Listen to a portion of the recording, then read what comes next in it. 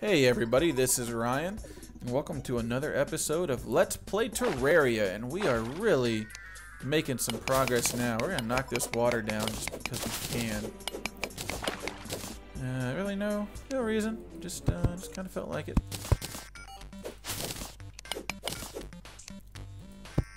Explore, see what we got over here.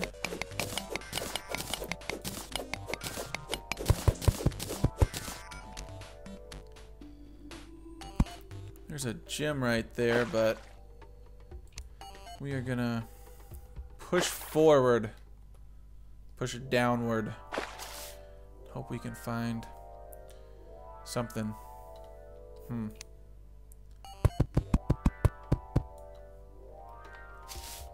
always forget to use my cloud in a bottle. It's an accessory that I don't really use very often. You get rocket boots at a later point in the game. It's from the Goblin Invasion.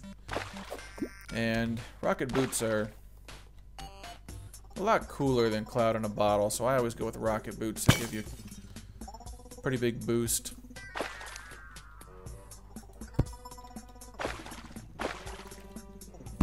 Here we go, here's a nice way down.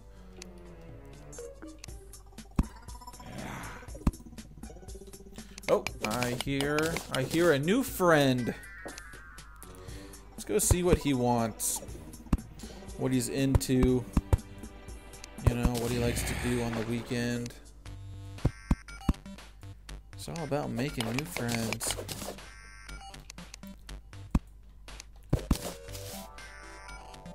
That was a practice jump. Just so I can try to get into the habit of doing that on a more regular basis.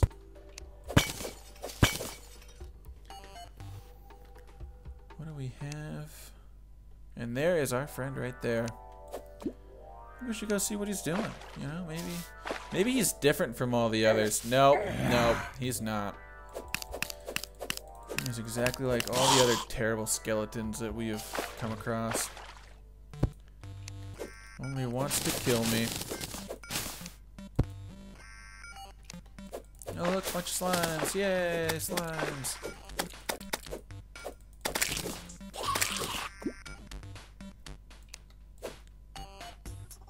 How far does that go?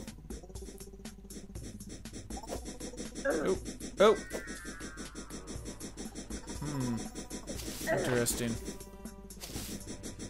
There's not a better way down. We might check that out a little bit further.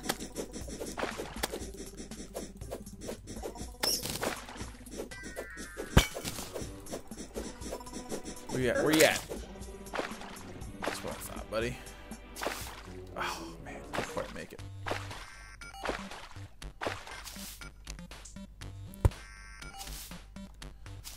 Bunch of silver.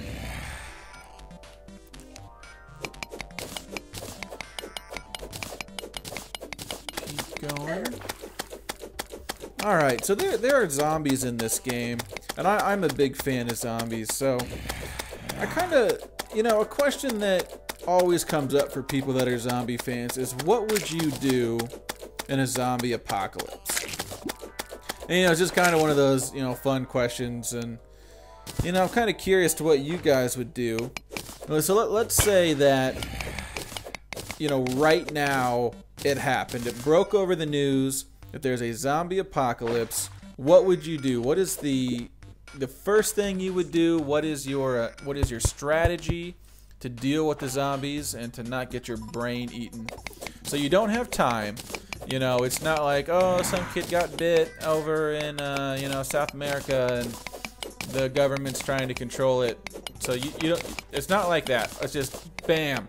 Zombies are running down the street of your neighborhood. What do you do? And, you know, it's just one of those things that's kind of fun to think about. Kind of not fun to think about it, I guess. But what I've had this conversation a number of times, and I think what I would do is I would stay off the streets. I live near Kansas City, so it's a pretty populated area. And I would stay off the streets because, you know, you're not going to get on the interstate. That's a death trap right there. everybody's going to flood to the interstate, try to get away from the zombies. Well, that didn't work at all. I was hoping this went down further.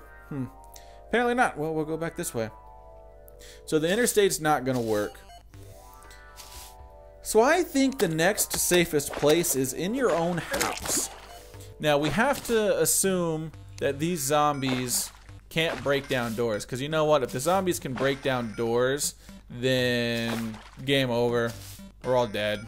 Doesn't really matter what you do. So we're going to say that they're not very intelligent zombies. You know, it's the smell brains, get brains kind of thing. So I would lock the doors, you know, barricade the windows the best I could with furniture and whatnot, and just try to wait it out. From what I think is, you know, yeah, it's a zombie, sure, but their body is still going to decay. It's still dying flesh. So really, how long do you have to wait until they simply can't move anymore? You know, it's still decaying. So you have what? Let's say 8 months from the initial big outbreak. If you live those 8 months, you're in pretty good shape. Now, obviously, food's going to be a pretty major issue. You're going to have to figure out something with that. But if you can, you know, just get through it, just, you know, stay cool. Don't try to be a hero. Just hang out in your house, you know, definitely have a plan in case they get into your house like my dog. Oh, my dog would totally give us away. She barks at everyone. That's going to be it's going to be a tough decision of what I have to do with my dog, because she is definitely going to get me killed in a zombie apocalypse. But anyway, yeah, and you know, it's like, okay, you have a fallback plan. Maybe you go up to the attic if they break into the house, because we have to assume that they can't climb ladders. And really, the only defense I have is an axe, and that's really a terrible weapon. I mean, it's better than a knife, but man, if I'm down to using that axe to save my life, that's bad news. That's gonna be a bad day. But you know, the axe can you know, put a hole through the roof. So say I have to get into the attic, put a hole through the roof, maybe jump down off the roof, live in the attic, give me another way out if necessary. Alright, well, we are continuing our journey. Over here, you might see this little bit of glowing bit. At least I hope you can see it on the video. That is demon ore. And demon ore is pretty valuable in that you make another tier of armor with it. But 2 demon ore is completely worthless. Not worth my time. When you kill the bosses later, I believe the first 2 bosses drop demon ore. However, you need shadow scales to do anything with demon ore, so really it doesn't matter that the first boss drops demon ore because you don't have any shadow scales.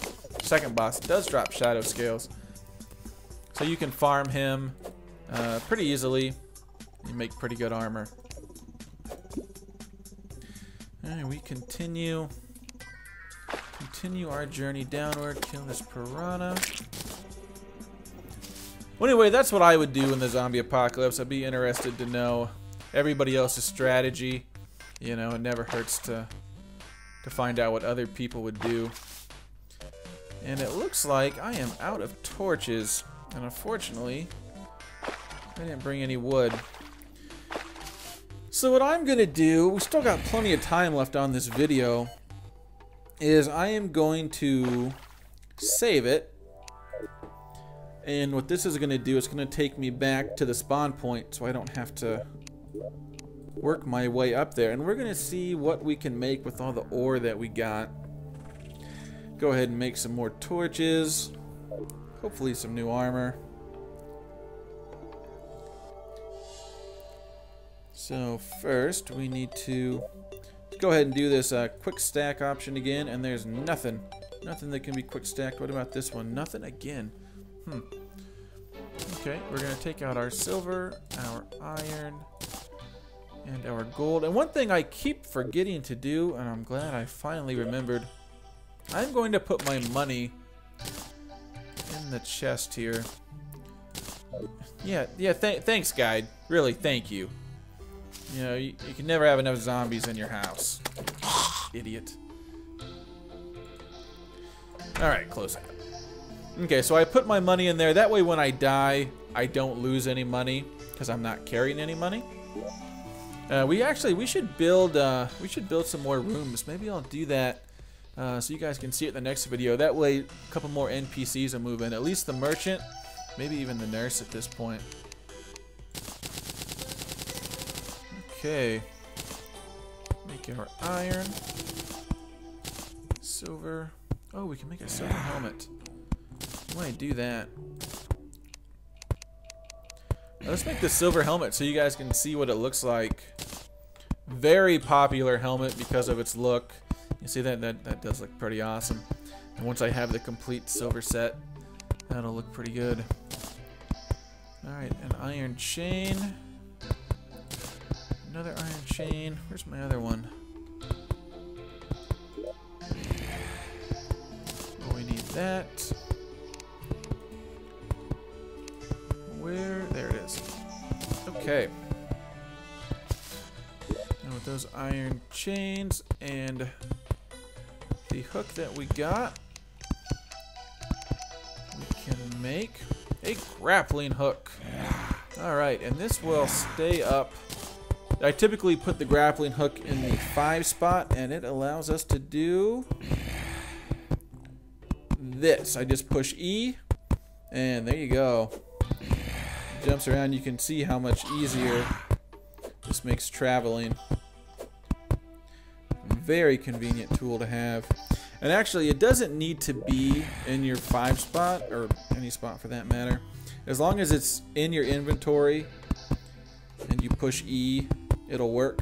I'm not quite accustomed to pushing E every time. Sometimes I forget, and in a panic, I reach for it in the hotbar. Alright, what else can we make while we are here? Apparently we can't make a gold pick yet. How much do we need for a gold pick? There's a grandfather clock that you can build. We can actually build that right now. It would look kind of out of place in our house. Oh, we can. We just need some wood. Alright, I'm going to go ahead and make a gold pick. I know I said I was going to wait for the armor. But hey, you only live once. You know, just go all out and splurge. Have a pick made of gold, because man, that would just be so practical. Have a pick made of gold. Okay, we're good there. And I don't think there's really much else to build. There's all this just kind of vanity items for your house that we'll take a look at later once we actually have a good enough house to show them off in. Did need some torches. Make a stack of those. And we are ready to be off on our adventure and keep going down in search of more gold. Once we have a full set of gold armor and maybe 180, 200 hit points, we'll look into taking on our first boss. Maybe a little bit of an overkill on how strong we are, but I don't know. We'll just kind of play it by ear, see what happens. You might even spawn before then. But until then, everyone, thank you so much for watching. I really appreciate it. And until next time, thanks for watching, everybody.